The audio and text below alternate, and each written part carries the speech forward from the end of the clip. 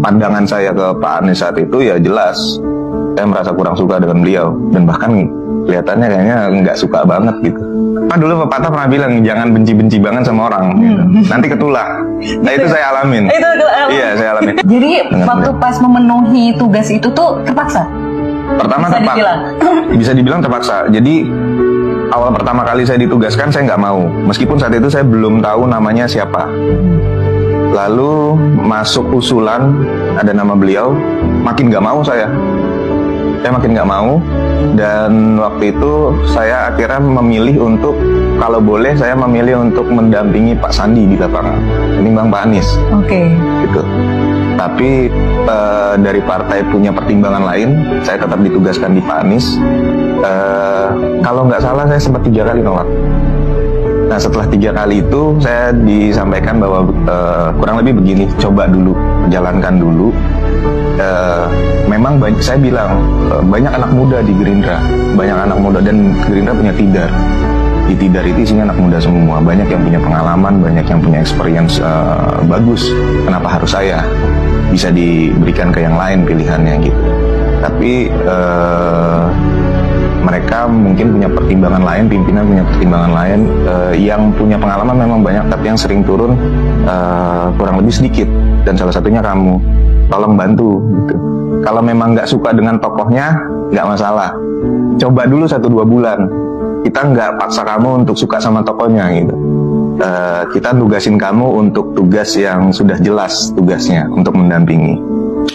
Terus saya minta waktu 3 hari, ya sudah akhirnya saya ambil pilihan itu, saya terima, saya jalankan. Sebulan pertama itu tim saya yang saya suruh deket sama Pak Anies, yang saya suruh mendekat gitu, saya suruh benar-benar sapa Pak Anies, itu tim saya, bukan saya selalu dari jauh. Di Mas Gian malah cenderung menghindar ya?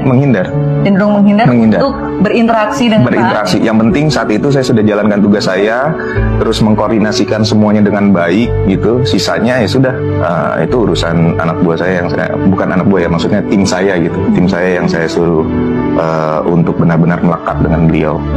Orang yang punya retorika bagus, yang punya gestur baik dan relatif cenderung santun gitu, udah pasti bentukannya cuma hanya cover aja gitu, pencitraan aja gitu, kamuflase. Kesehariannya nggak mungkin seperti itu yang saat itu jadi pandangan saya.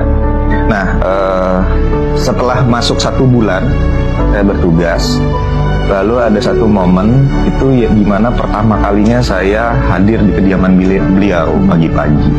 Itu menjemput sebelum kita berangkat giat, itu berkegiatan kampanye.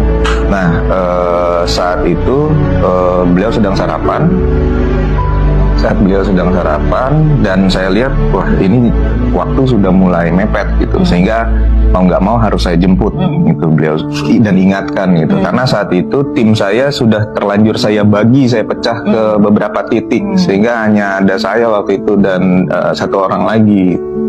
Saya memutuskan menginisiatifkan untuk ke dalam.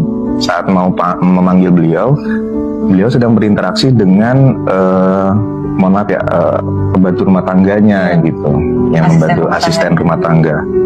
Nah di situ saya benar-benar berubah 180 derajat, karena saya perhatikan di sekitar tidak ada orang, lalu juga tidak ada kamera, tidak ada siapapun saat itu, tapi pola komunikasi, gestur komunikasi yang dibangun sama beliau dengan asisten rumah tangganya itu sama persis dengan gestur dan komunikasi yang dia bangun selama berkomunikasi dengan publik, dengan media, dengan siapapun gitu.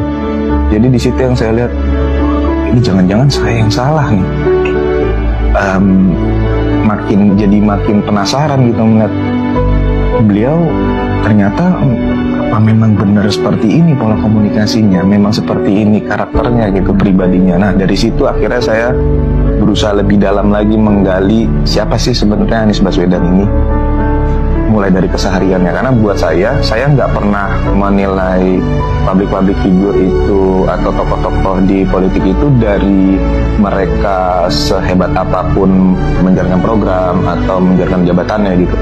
Justru malah yang saya nilai adalah keseharian dan pola sederhananya itu. Dari hal sederhana itu akan terlihat kan karakteristik seseorang. Nah dari situ yang saya lihat hari-hari saya ikutin. Ya akhirnya itu 180 derajat berubah menjadi tertarik dengan beliau dan sampai saat ini. Jadi sekarang jadi jatuh cinta beneran ya Mas ya? Jatuh cinta sebagai orang tua, jatuh cinta sebagai macam-macam.